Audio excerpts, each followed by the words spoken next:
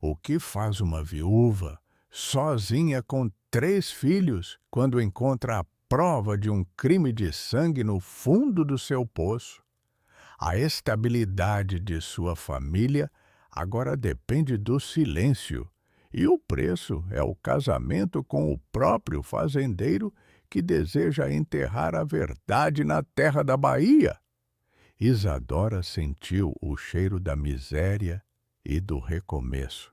A terra vermelha e poeirenta da Bahia parecia consumir qualquer vestígio de esperança que Isadora de Alencar havia trazido consigo.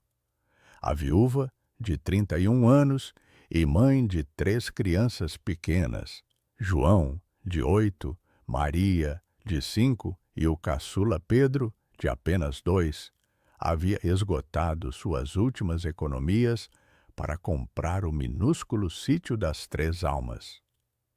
O nome que ela mesma dera era uma ironia amarga, pois ali não havia nada além de abandono, apenas uma cabana decrépita e no quintal o espectro de um poço seco envolto em musgo e silêncio.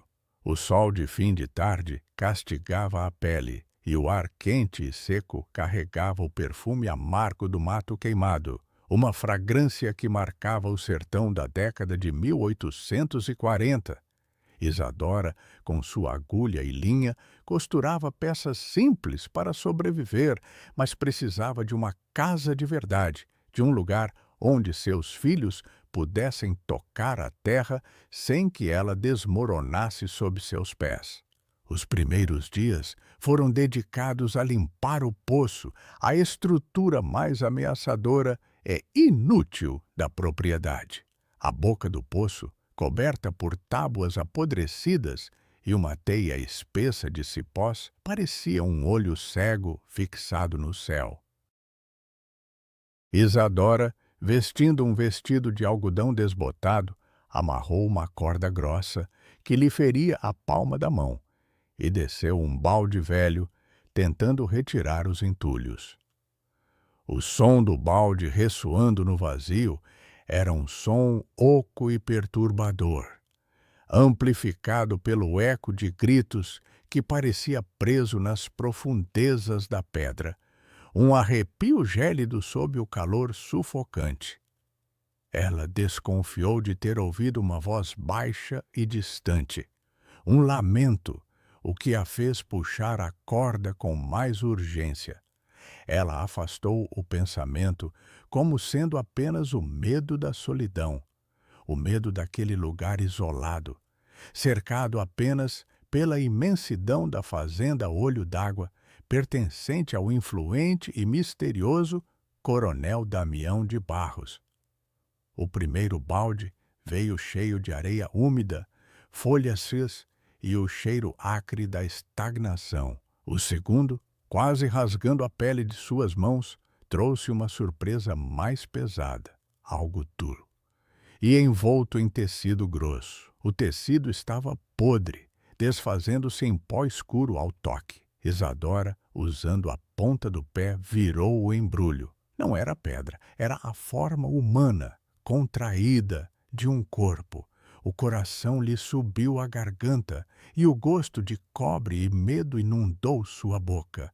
Ela não gritou, apenas soltou um suspiro rouco que se perdeu no silêncio do crepúsculo. Seus joelhos fraquejaram, mas a imagem de seus filhos brincando na varanda a manteve presa ao chão.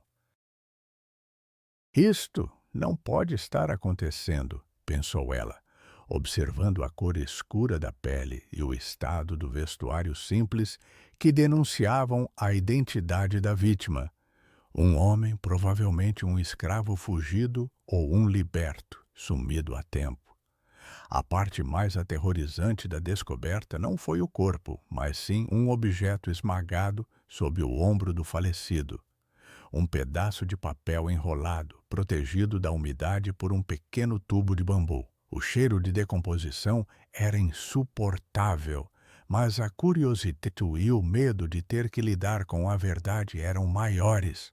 Com as mãos trêmulas, Isadora desenrolou o papel.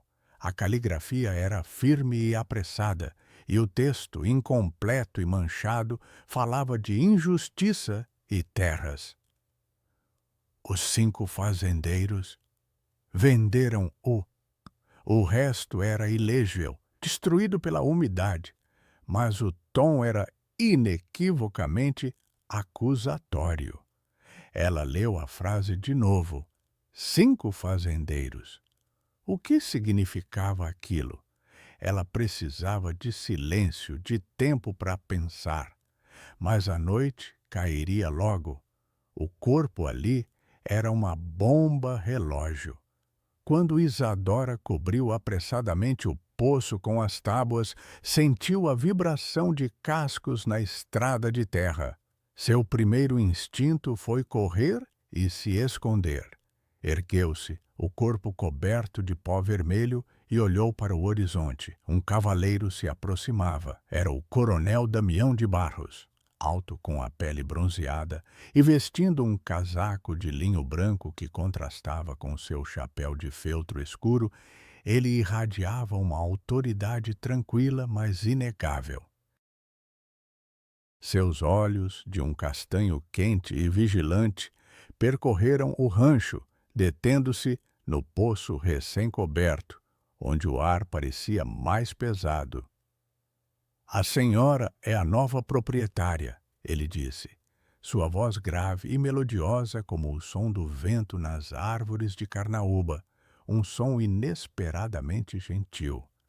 Ele desceu do cavalo com uma graciosidade contida, e Isadora sentiu uma atração desconfortável, que a paralisou. Isadora limpou a garganta.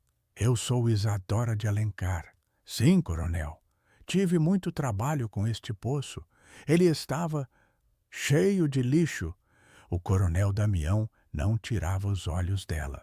Ele se aproximou da borda do poço, a terra sob suas botas, emitindo um rangido escuro e agudo. Ele não perguntou sobre o lixo nem sobre a água. Em vez disso, ele inclinou-se ligeiramente, seu rosto a apenas alguns palmos do dela, e o cheiro de couro curtido e tabaco fino o envolvia.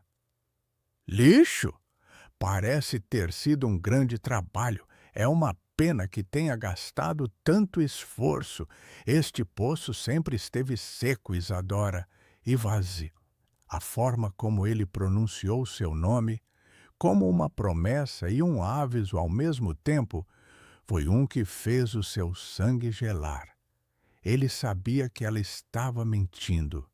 Ele sabia de algo. Damião, no entanto, não pressionou. Ele simplesmente a encarou, e a expressão de seus olhos se transformou, passando de cortesia a algo frio e analítico. Foi quando ela percebeu um pequeno detalhe. Ele usava um anel de sinete pesado no dedo anelar, e o símbolo gravado nele era uma águia sobreposta a uma cruz. A mesma águia, ela lembrou subitamente, que estava rabiscada no canto superior da nota. O tempo pareceu parar. Ela apertou o pedaço de bambu que continha o papel, escondido na dobra de seu vestido. O coronel Damião de Barros não era apenas um vizinho, ele estava ligado ao segredo. Viúva Alencar, ele disse, endireitando-se, a sombra de seu corpo agora caindo sobre ela como uma mortalha. Este sítio não é seguro para uma mulher sozinha e 3 crianças, principalmente com as estradas tão perigosas. Mas eu sou um homem de soluções e de negócios. O que a senhora faria para garantir a segurança e o futuro de sua família, para que eles não precisem mais costurar à luz de velas para comer?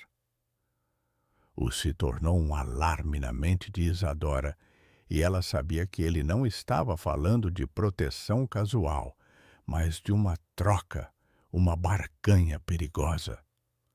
O silêncio que se seguiu foi interrompido apenas pelo coachar distante dos sapos, o som do campo que agora parecia uma ameaça. Ele sorriu, mas o sorriso não atingiu seus olhos, que permaneceram duros e observadores. Tenho uma proposta para a senhora, viúva, algo que mudará a sua sorte. A minha fazenda é grande e eu sou um homem solitário.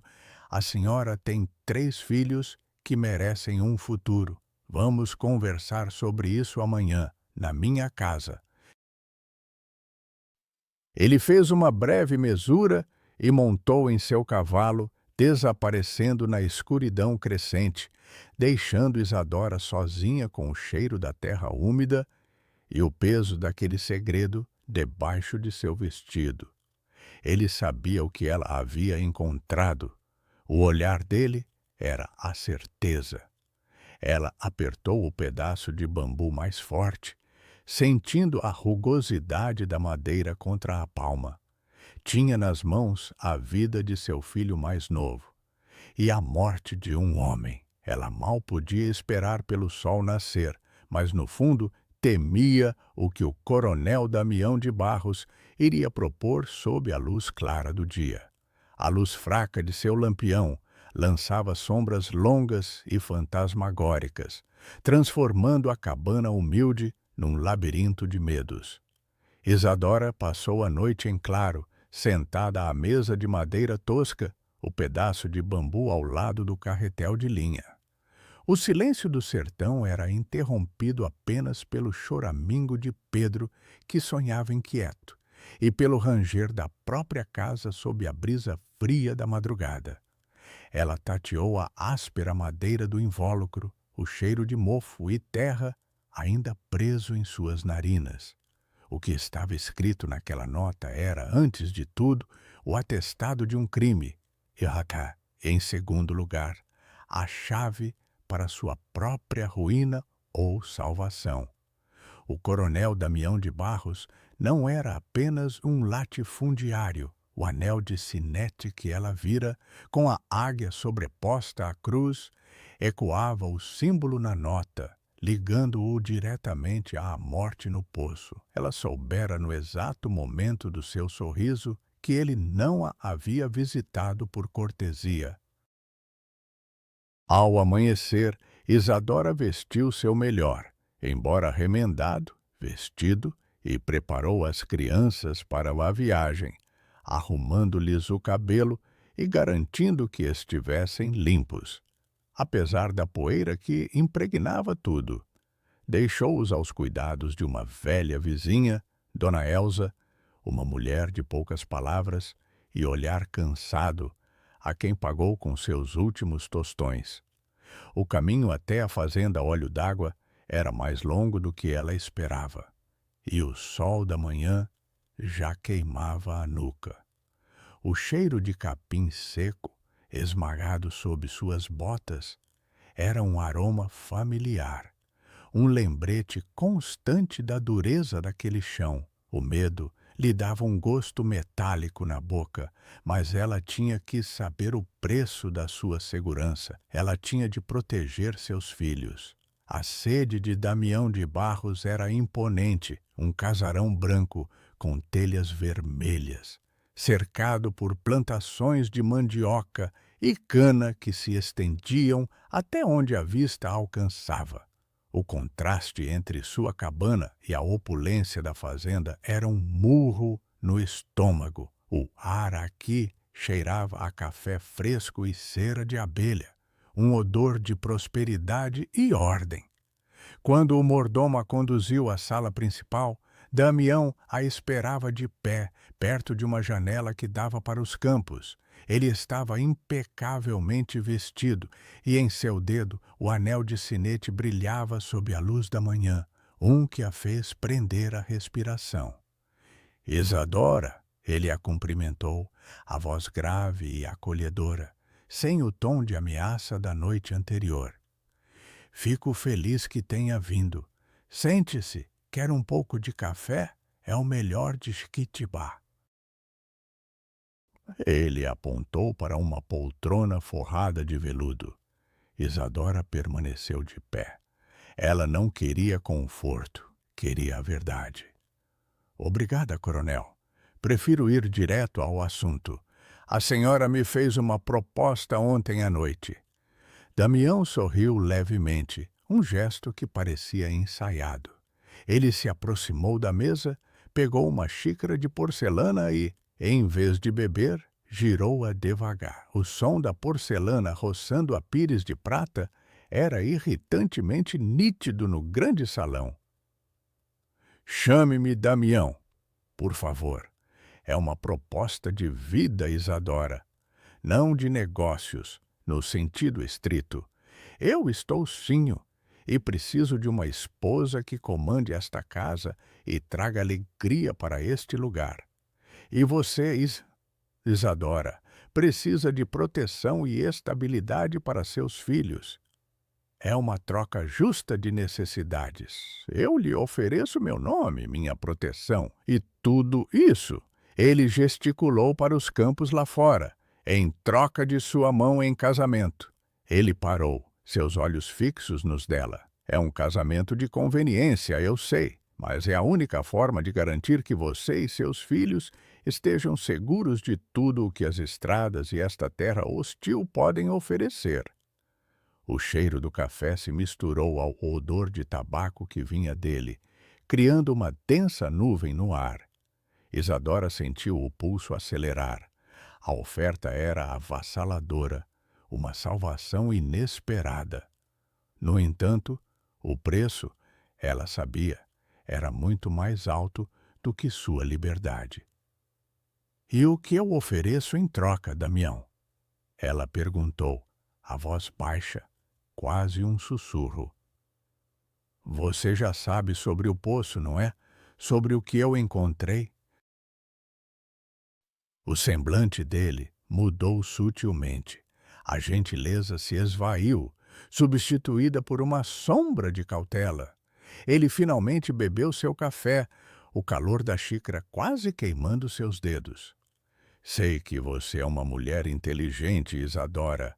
O passado deve ser enterrado, e não apenas no poço. Há segredos neste sertão, segredos de família, de terra, que podem destruir vidas inocentes, especialmente a de seus filhos. Ele deu um passo em sua direção. A proximidade era um físico. Eu lhe que ofereço o casamento, a segurança e a riqueza. Em troca, você me oferece o silêncio. Um silêncio total sobre o que quer que tenha encontrado. Eu vou resolver a questão do poço sem envolver as autoridades, sem levantar suspeitas. Você se torna a dama da fazenda Olho d'Água e o passado. O passado se torna uma lenda esquecida, a sua palavra e a minha.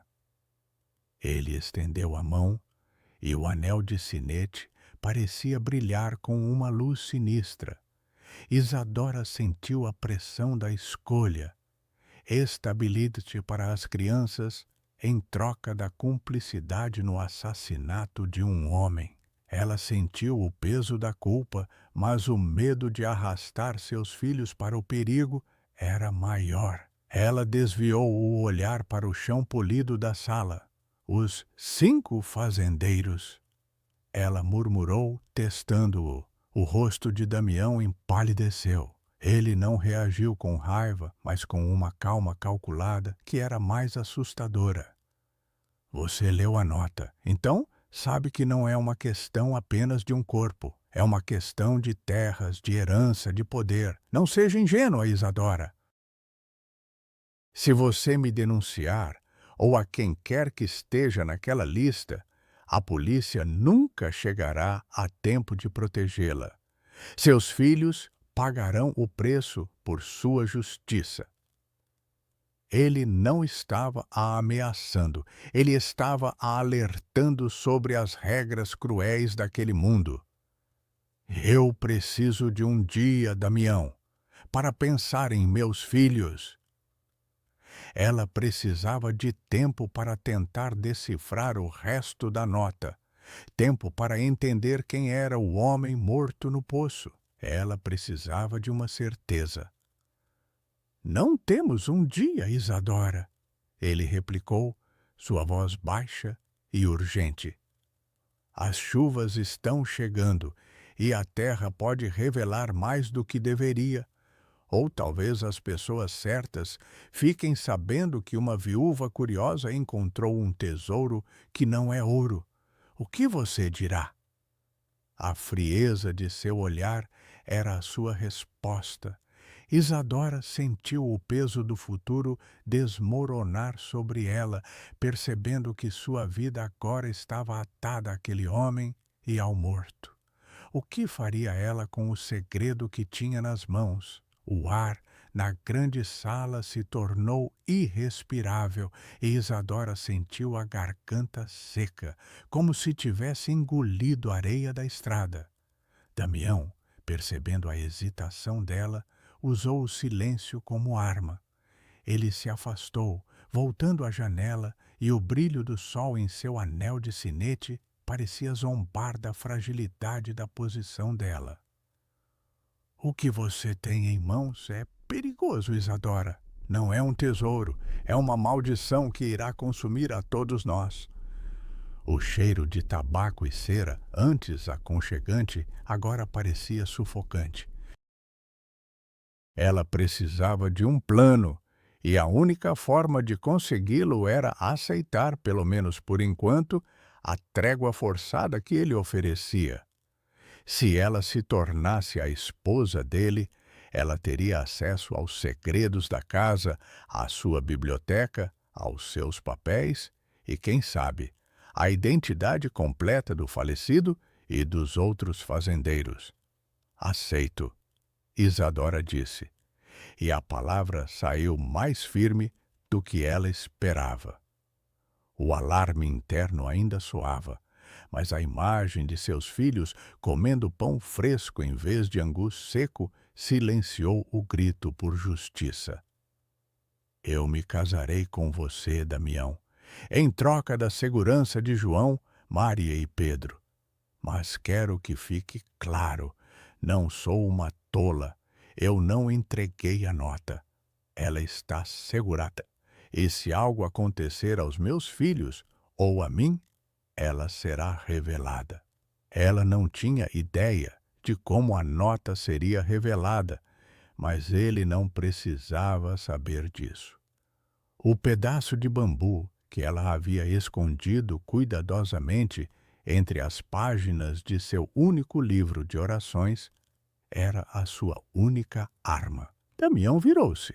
Seus olhos castanhos, agora mais suaves, quase aliviados, mas ainda com uma vigilância pétrea. É um bom começo, Isadora. É o melhor para todos. O casamento acontecerá em 15 dias. Serão dias suficientes para você se mudar e para que eu faça os arranjos necessários. Ele se aproximou e, surpreendentemente, tocou de leve seu ombro. O contato era estranhamente morno, mas não consolador. Era a marca de uma posse.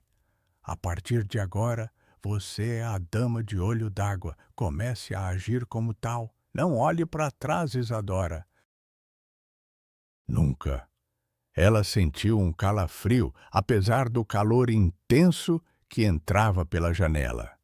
Aquele toque, que lhe lembrava a rugosidade do tecido gasto em que se envolvia para dormir, era o primeiro plante no terreno traiçoeiro daquele relacionamento forçado. Ela sorriu forçadamente, um sorriso que doía. Entendido, Damião, não olharei para trás. Mas, no fundo, ela estava cavando. Os 15 dias que se seguiram foram um turbilhão. Isadora foi trazida para a fazenda, mas não como noiva. Sim, como uma convidada estranha. Ela observava a rotina da casa, o ir e vir silencioso dos criados e a forma como Damião, o fazendeiro solitário, lidava com seus empregados. Ele era rigoroso, mas não cruel, o que confundia Isadora. Um assassino não deveria ser um monstro? Ela se lembrava do cheiro acre do corpo no poço e o contrastava com o cheiro de lavanda e limpeza que emanava da camisa engomada de Damião, uma dualidade que a atormentava. A casa estava cheia de sons estranhos, o tic-tac alto do relógio de pêndulo no corredor, o ranger das tábuas no andar de cima à noite e o silvo distante do trem de carga que passava pela linha férrea a léguas dali, levando a produção de açúcar e algodão para o porto. Um veio em forma de som. Uma noite, ela ouviu Damião falando em voz baixa e tensa ao telefone, e a única palavra que ela conseguiu discernir foi silêncio. Com quem ele falava? Seus filhos, por outro lado, estavam deslumbrados. João, o mais velho, corria pelos corredores e Maria, pela primeira vez, usava sapatos de couro. Pedro tinha uma ama dedicada.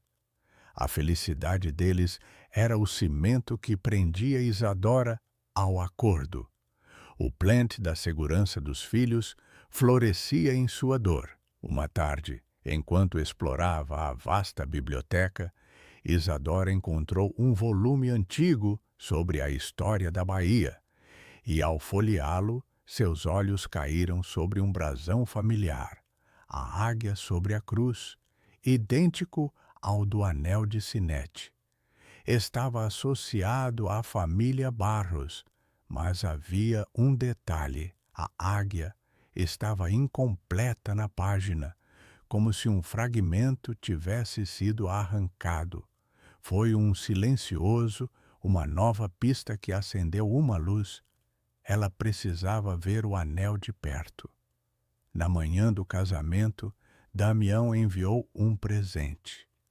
Não era joia, mas um pedaço de tecido de seda pura para que ela fizesse seu vestido. O tecido era macio e luxuoso ao toque, com um cheiro suave e exótico. Isadora notou que na bainha havia um bordado pequeno e sutil. Uma flor do pântano, comum na região do Pantanal, mas rara ali na Bahia.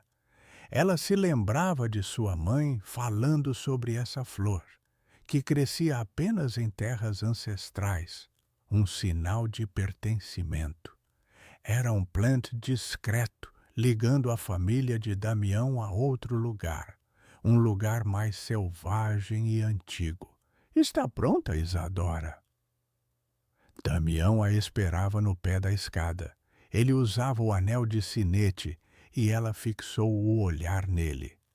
O casamento foi rápido, celebrado por um padre idoso e nervoso e testemunhado por meia dúzia de vizinhos curiosos.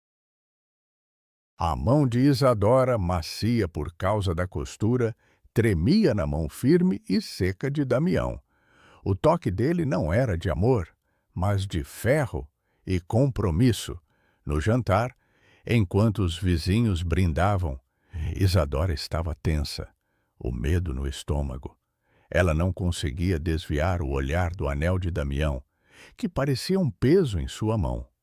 Em um momento de distração dele, enquanto atendia a um convidado, Isadora se levantou e, como se estivesse ajeitando a toalha, raspou de leve a ponta do dedo na parte de baixo do anel. O gesto foi sutil, mas ela sentiu algo, uma minúscula ranhura sob o metal. O anel não era maciço, ele era oco ou talvez uma peça de disfarce. O calor que irradiava dele era o calor de um segredo. O casamento era uma cela de seda, mas Isadora agora sentia que a cela tinha uma rachadura, uma frágil esperança de liberdade. Ela teria que agir rápido, antes que a máscara de Damião caísse por completo. A lua cheia banhava a fazenda Olho d'Água numa luz prateada e fria, acentuando a opulência e a solidão do lugar. Isadora agora dormia no quarto principal, uma prisão espaçosa com lençóis de linho fino e o cheiro pesou da riqueza. O casamento era uma farsa de conveniência e a relação com Damião mantinha-se na fronteira tênue do respeito e da suspeita. Eles compartilhavam o espaço, mas não a intimidade. Ela se movia pela casa como uma sombra, observando, aprendendo a rotina dos criados e, principalmente, os hábitos de Damião, que, embora tentasse ser um marido atencioso, estava sempre distante, perdido em seus próprios pensamentos. Ela notava a forma como ele passava o polegar, de forma quase inconsciente, sobre o anel de sinete, um que revelava uma tensão constante. O toque morno que ela havia sentido no dia do casamento era uma lembrança. Ela precisava do anel. Em uma tarde quente e úmida, Isadora implementou um plano simples, forçando o primeiro desde a descoberta do corpo. Ela soube que Damião estaria em seu escritório revisando livros-caixa e enviou seu filho mais novo, Pedro, com um pretexto infantil. Pedro, leve este copo de água para seu pai. Diga que é para que ele não se esqueça de você. Pedro, ansioso por agradar, correu. Pouco depois, Isadora ouviu o estrondo do vidro caindo e um grito abafado, seguido por uma repreensão calma, mas firme, de Damião. Correu para o escritório, encontrando Damião com a mão encharcada e o chão salpicado de vidro e água. Perdoe-me, Damião. Pedro é apenas uma criança, Isadora exclamou, pegando rapidamente o copo quebrado e ignorando o cheiro forte de rum que havia no ar. Damião havia misturado bebida ao copo d'água. Vou cuidar da mão do coronel, para que não se infeccione. Foi o momento de agir. O anel pode apertar com um inchaço, Damião, ela sugeriu, sua voz calma. É melhor retirá-lo, por segurança. Que Damião, aborrecido e com a atenção dividida entre a dor e o menino assustado, hesitou. Mas a lógica de Isadora prevaleceu. Com um puxão gentil, ela retirou o anel, sentindo o peso frio e as minúsculas ranhuras na parte de baixo, confirmando sua suspeita. O anel era uma espécie de chave ou cofre.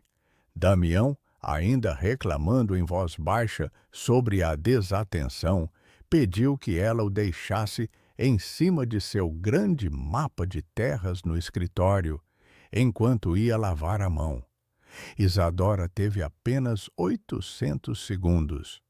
O anel estava sobre a superfície áspera do mapa. Rapidamente, ela o levou aos olhos. A ranhura não era uma falha. Era a abertura de uma dobradiça minúscula. Ela usou a ponta de uma agulha de costura, seu fiel instrumento de sobrevivência, para abrir o sinete. O fecho estalou.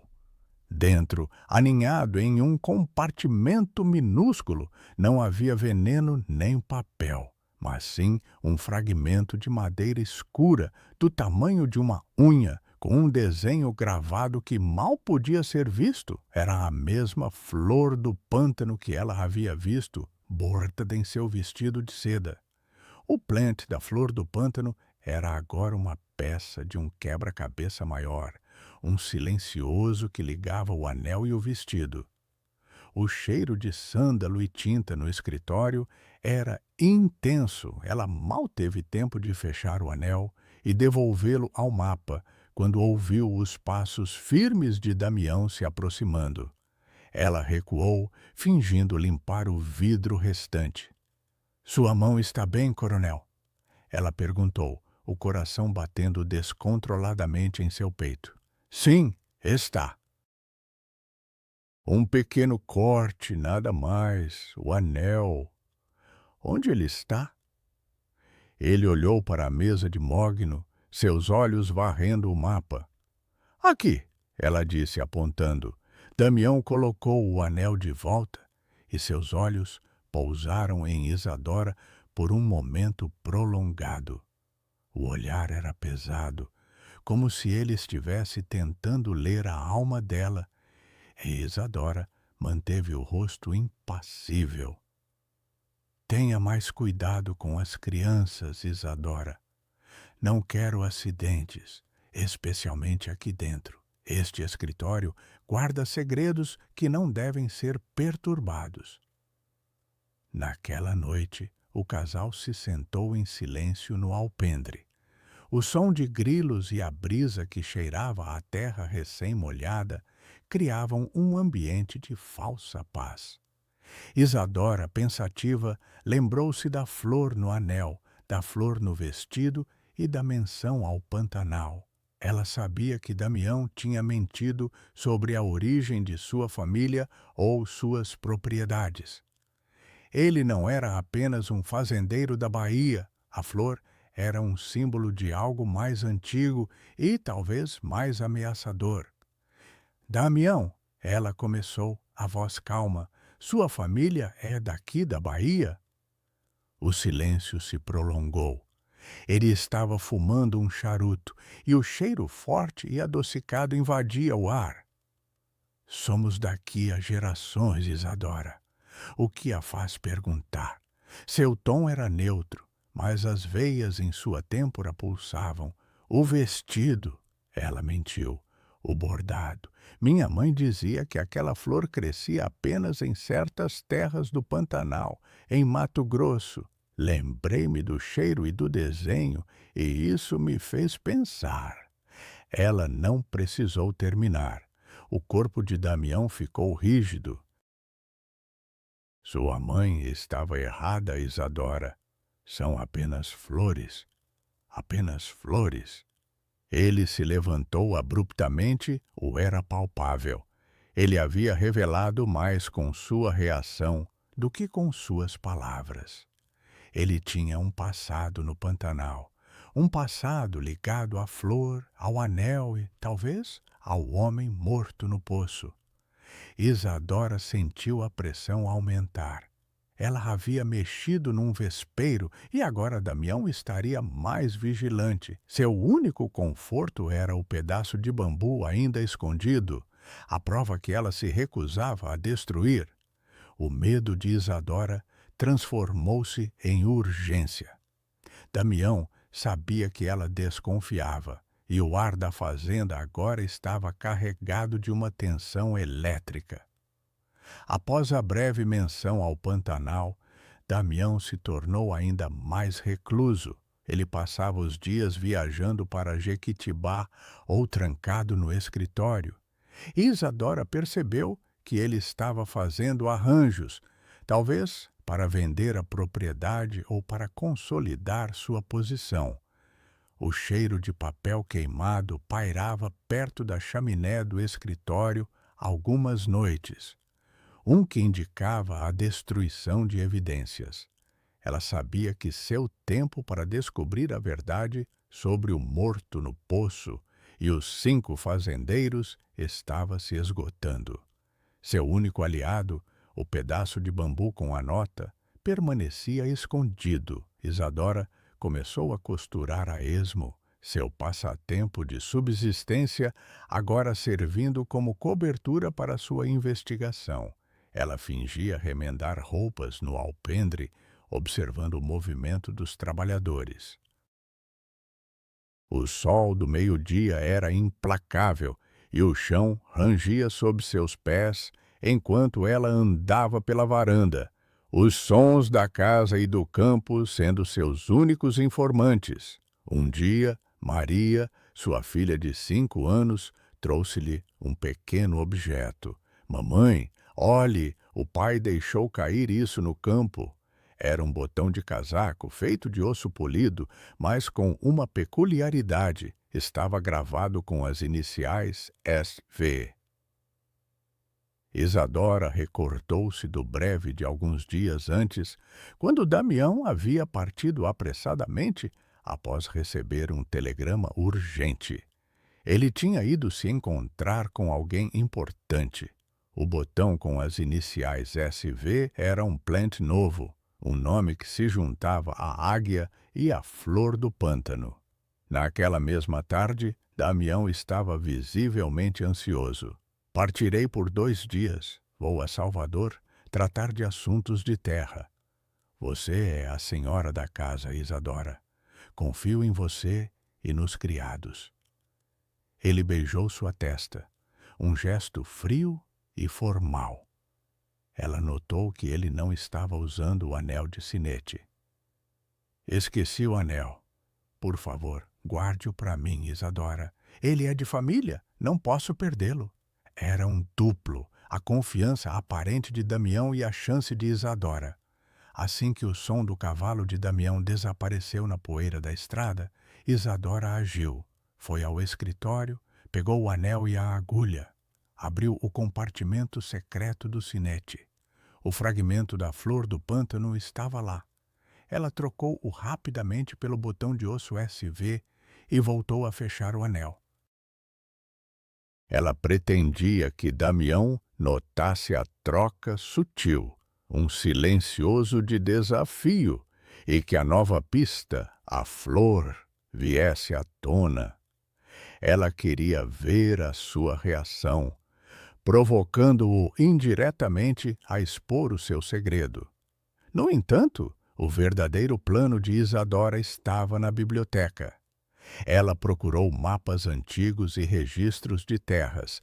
Após horas, seus olhos cansados caíram sobre um mapa escondido atrás de um conjunto de livros de contabilidade.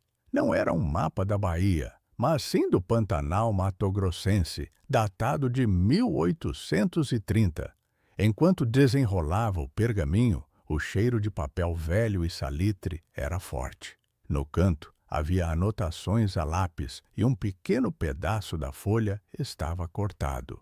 O corte tinha a forma exata da parte que faltava no brasão da família Barros, que ela vira no livro. E mais importante, 5 propriedades estavam circuladas em vermelho. Próximo a uma delas, a palavra Salgueiro estava escrita. No verso do mapa, uma lista incompleta de nomes: Damião, Severino, Eloy. A lista era de 5 nomes, e o último nome estava rasurado. O morto do poço falava sobre os 5 fazendeiros. O corpo do falecido no poço não era de um escravo fugido. Era de um 5º fazendeiro, alguém que havia sido silenciado antes que pudesse expor a conspiração. O fragmento do mapa estava no anel como um juramento. O homem morto era a prova de um esquema de terras envolvendo a família de Damião e outros. Nesse exato momento, Isadora ouviu um barulho abafado do lado de fora do escritório. Alguém estava na varanda. Era tarde e os criados já haviam se recolhido. Ela rapidamente escondeu o mapa e se dirigiu à porta. A maçaneta rangeu, e ela viu a silhueta alta de Damião. Ele não havia viajado para Salvador. Seu coração saltou. Damião, pensei que estivesse em Salvador, ela disse, tentando manter a calma. Damião entrou, e o cheiro de chuva e cansaço o envolvia. Seus olhos não estavam em Isadora, mas na escrivaninha. Ele havia descoberto que ela o investigava. Eu voltei mais cedo. Meus assuntos foram resolvidos mais rápido do que eu esperava, ele disse, mas o tom era frio e cortante. Ele deu um passo em direção a ela. O que você estava fazendo no meu escritório, Isadora? O de tensão era quase insuportável. Ela sabia que este era o momento da verdade e o mapa do Pantanal, agora escondido sob a mesa, era a sua única chance de sobreviver. Damião se movia devagar, com a cautela de um predador, e Isadora sentia o cheiro úmido de sua capa, misturado ao cheiro persistente de seu charuto, que não era o de tabaco fino, mas o de algo mais forte e vulgar. Ela recuou um passo, encostando-se instintivamente à mesa. A madeira fria nas suas costas era um conforto momentâneo. O havia se transformado numa escalada emocional e física. Eu estava verificando o anel, Damião. Ela respondeu, a voz rouca, mas firme. Você me pediu para guardá-lo. Eu o deixei sobre o mapa para que não fosse esquecido. Ela apontou para a mesa. Damião, no entanto, não olhou para o anel imediatamente. Seus olhos se moveram pela sala, vasculhando os cantos, procurando qualquer sinal de desordem. A luz do lampião, agora tremendo, tornava as sombras mais profundas. Ele finalmente pegou o anel, girando-o em seus dedos. O silêncio era esmagador, quebrado apenas pelo som distante de Pedro tossindo no berçário. Damião fixou o olhar no sinete, depois no rosto de Isadora. Você não é uma mulher que guarda coisas, Isadora. Você é uma mulher que costura e descobre. Ele colocou o anel no dedo e o apertou. O choque foi imediato. Ele sentiu o botão de osso SV na cavidade. O rosto de Damião se contorceu, não em fúria, mas em uma dor fria e controlada. Ele soube imediatamente o que havia acontecido. Ela havia aberto o anel e removido o fragmento do Pantanal. A segurança de seus filhos, o plant que a ligava à fazenda, era agora sua maior fraqueza. O que você fez com ele? Ele exigiu, a voz baixa, quase inaudível, mas carregada de uma ameaça que Isadora nunca tinha ouvido antes. Ela sabia que tinha atingido o cerne do segredo. Eu o devolvi, ela disse, o que me foi dado. Você me deu um segredo, Damião, e eu te dei outro. Ela usou sua única arma de volta. O corpo no poço era de um dos seus sócios, não é? O quinto fazendeiro, aquele que não queria vender as terras do Pantanal. O homem chamado Salgueiro.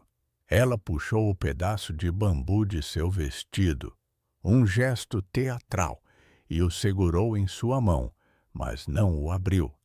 Ela manteve o olhar fixo no dele. Damião cambaleou para trás, apoiando as mãos na escrivaninha. O cheiro de seu medo, misturado ao cheiro acre da pólvora na sua capa, era palpável. Você não entende o que fez. Seus filhos. Ele avançou. Isadora não se moveu. Eu entendo perfeitamente, Damião. Eu entendi quando vi a flor do pântano no anel e no meu vestido de seda.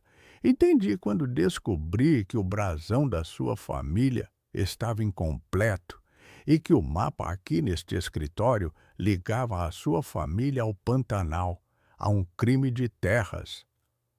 O homem no poço era a sua culpa, Damião, e o meu silêncio era a sua salvação. Você não pode me denunciar. Quem acreditaria em uma viúva pobre? Eu sou o coronel Isadora. Ele implorou. A súbita perda de controle era o payoff de toda a sua frieza. Isadora finalmente jogou o invólucro de bambu sobre a mesa. Não preciso de um coronel para acreditar em mim. Eu preciso apenas da verdade. E a verdade, Damião, está na base deste poço. Se eu não voltar para os meus filhos antes do amanhecer, a nota completa, que está com Dona Elza, será entregue ao juiz de Jequitibá. E ela não fala apenas de você. Ela fala de Severino, de Eloy e dos 5 fazendeiros. Sua conspiração será desvendada e eu não serei a única a cair. A menção a Dona Elza, a vizinha que a ajudara com as crianças, e o nome do juiz paralisaram Damião. Ele sabia que Isadora não estava blefando. A viúva, costurando na sombra, havia se tornado uma jogadora mais esperta do que ele imaginara. Damião sentou-se pesadamente em sua cadeira. O anel em seu dedo parecia uma algema de ouro. O calor do anel, que antes era segredo, agora era a sua condenação. O que você quer? Ele perguntou, derrotado. O cheiro de tabaco em sua respiração era o único sinal de vida. Eu quero que você resolva. O morto no poço deve ter seu nome e sua família deve ser indenizada. Eu não quero sua riqueza, quero o meu Sissiu. Quero que você legalize a propriedade em nome de João, Maria e Pedro, e que me dê passagem segura com meus filhos, para que eu vá para onde eu quiser, com a promessa de que não seremos perseguidos. E eu quero que o nome do homem no poço, Salgueiro, seja honrado. Damião olhou para o chão, o silêncio do sertão entrando pela janela. Ele estava encurralado, não pela justiça do governo, mas pela moralidade inesperada de uma viúva. Ele não podia arriscar que os outros fazendeiros soubessem da traição. Está bem, Isadora, eu aceito. 3 dias depois, Isadora e seus 3 filhos deixaram o sítio das 3 Almas, agora formalmente registrado em nome dos meninos. Damião, com um olhar de respeito amargo, entregou-lhe uma bolsa com moedas de ouro para que ela pudesse começar sua nova vida, longe da Bahia. Ela pegou a bolsa e sorriu, mas o sorriso era de alívio e cansaço. Ela não usaria mais a agulha para sobreviver. No caminho para o porto, ela olhou para trás. O poço seco ficaria com o seu segredo. Damião havia resolvido, e o silêncio era a única moeda de troca. Isadora não tinha encontrado o amor, mas a redenção. Ela levou seus filhos para o sul, para um novo mundo. O peso do segredo, no entanto, seria a sombra que a seguiria em sua nova vida, uma lembrança constante do preço da segurança.